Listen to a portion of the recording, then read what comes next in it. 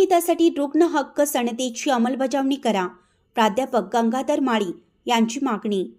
रुग्णांना त्यांचे हक्क मिळावेत आणि आरोग्य सेवांमध्ये पारदर्शकता यावी यासाठी आरोग्य हक्क समितीचे अध्यक्ष प्राध्यापक गंगाधर माळी यांनी इचलकरंजी येथे जोरदार मागणी केली. त्यांनी Maharashtra nursing home registration act 2021 मधील तरतुदीनुसार सर्व खाजगी, शासकीय आणि धर्मादाय रुग्णालयांमध्ये रुग्ण हक्क सनद त्वरित प्रदर्शित करण्याची आणि तिची कठोर अंमलबजावणी करण्याची मागणी केली आहे.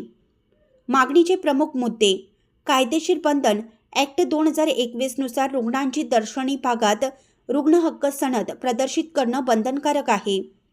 तक्रार निवारण यंत्रणा: प्रत्येक रुग्णालयात तक्रार निवारण प्राधिकारी, तक्रार निवारण कक्ष आणि टोल फ्री नंबर त्वरित कार्यान्वित करावेत.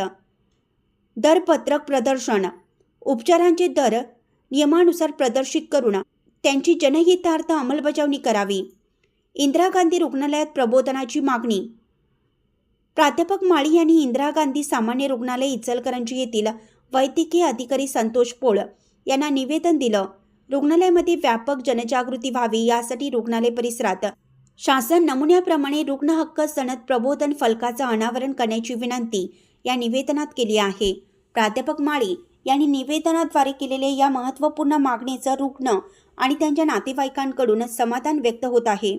या अंमलबजावणीसाठी लोकसहभागातून सहकार्य करण्याची तयारीही त्यांनी दर्शवली आहे. अशा बातम्या पाहण्यासाठी लोकहिरा न्यूज चॅनलला सबस्क्राईब करा, लाईक करा, शेअर करा.